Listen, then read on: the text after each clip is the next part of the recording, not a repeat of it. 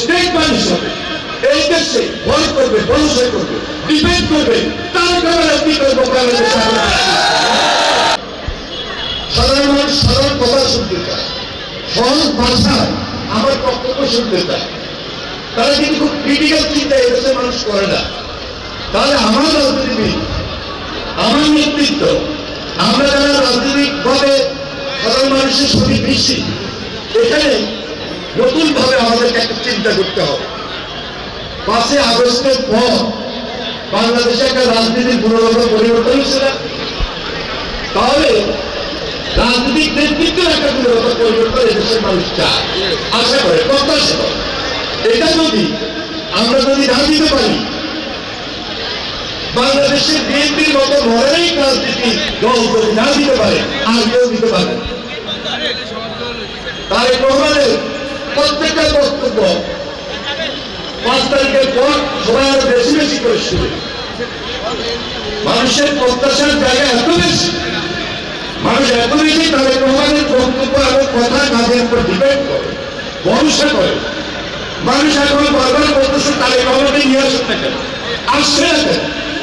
এটা কোন দাবিতে পরিণত হয়েছে, এটা কোন দাবিতে পরিণত হয়েছে, কোন দাবিতে পরিণত হয়েছে।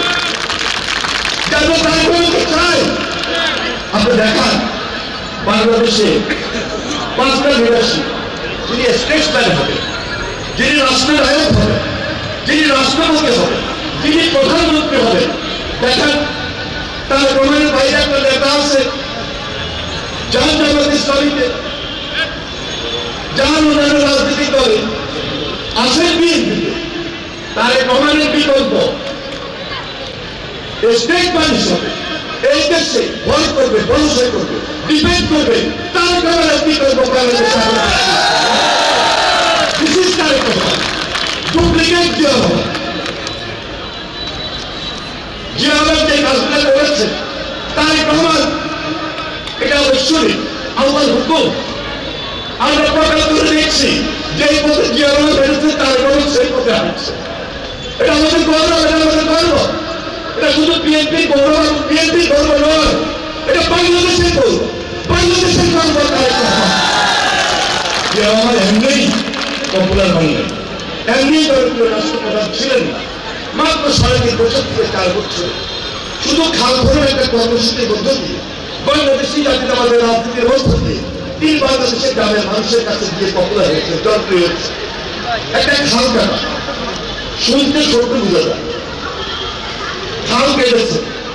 আমরা ছাত্ররা ক্লাস 6-এ বলেছিলাম, এখানে অনেকে হয়তো আছে, খাল খননে গিয়েছিলাম, মুসার খাল খননে।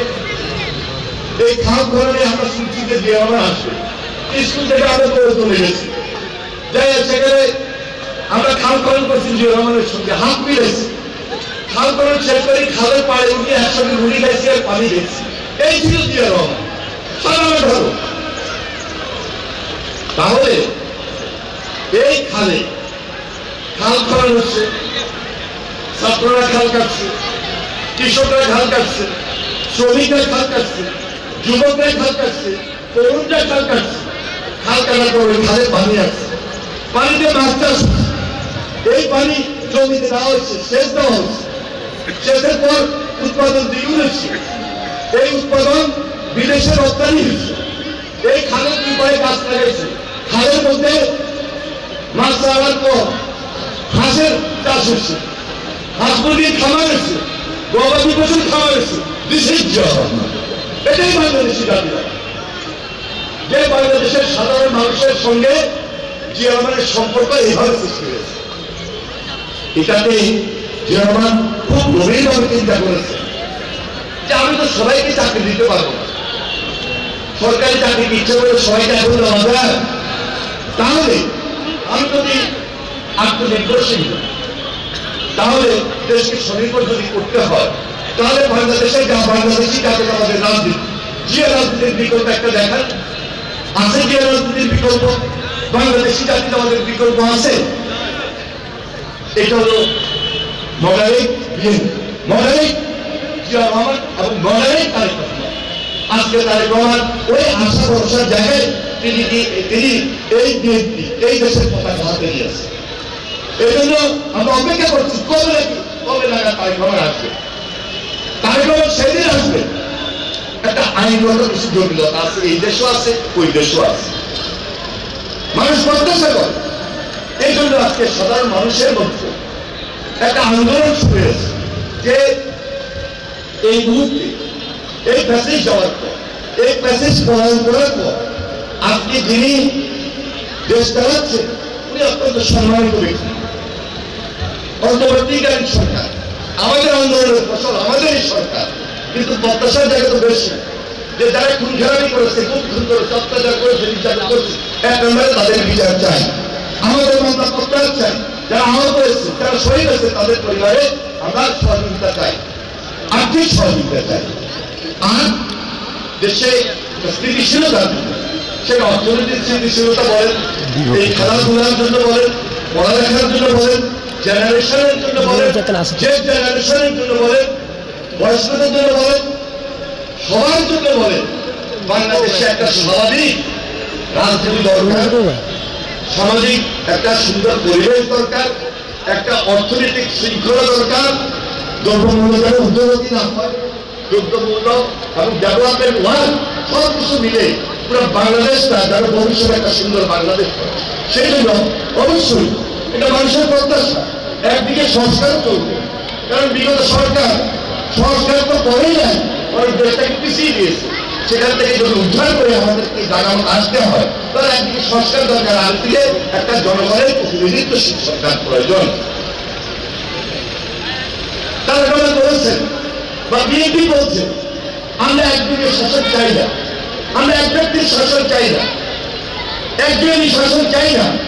এক ব্যক্তির শাসন, এক দলের শাসন, একদিনই শাসনের মধ্যে ফ্যাসিবাদ জন্ম হয়, কর্তৃত্ববাদী শাসনের জন্ম আসে। যার কারণে তিনি বলেছেন ফ্যাসিবাদের বিরুদ্ধে যারা আমরা দুর্বার আন্দোলন করেছি, যারা আমরা সংগ্রাম করেছি, লড়াই করেছি, বিগত আন্দোলন করেছি, সবাইকে নিয়ে আমরা জাতীয় ঐক্যমত্যের সরকার গঠন করি। যার কারণে তিনি 31 দফা দিয়েছেন। এই 31 দফার মধ্যে খাওয়া বেরোতে হয়েছে, এই 31 দফার মধ্যে ছাত্রদের কথা আছে, শ্রমিকদের কথা আছে, কৃষকের কথা আছে, জুডিশিয়াল কথা আছে, মিডিয়ার কথা আছে, পাওয়ার অফ ব্যালেন্সের কথা আছে, পত্রিকার প্রধানমন্ত্রী হবে না, সেই কথাটা কিন্তু বলা আছে। 17 অনুচ্ছেদে একটা পার্লামেন্ট মেম্বার সেখানে গিয়ে তার মতামত প্রকাশ করতে পারবে, স্বাধীনতা রয়েছে, সেটা সরকারকে দিতে হয়েছে। তাহলে আজকে বাংলাদেশে যদি দ্বিকক্ষ বিশিষ্ট পার্লামেন্ট, যে দ্বিকক্ষ বিশিষ্ট পার্লামেন্টে একদিকে খুব স্বাভাবিকভাবে 300 জন 400 জন যদি সেখানে নির্বাচিত হয়, আর 100 জন বা 105 জন 6 জন 10 জন যদি কক্ষে থাকে, তাহলে নিজ কক্ষ থেকে কোনো বিল যদি পড়ে যায়, সেটা যদি উপরে পছন্দ না হয়, রিভিউ করার জন্য সেটা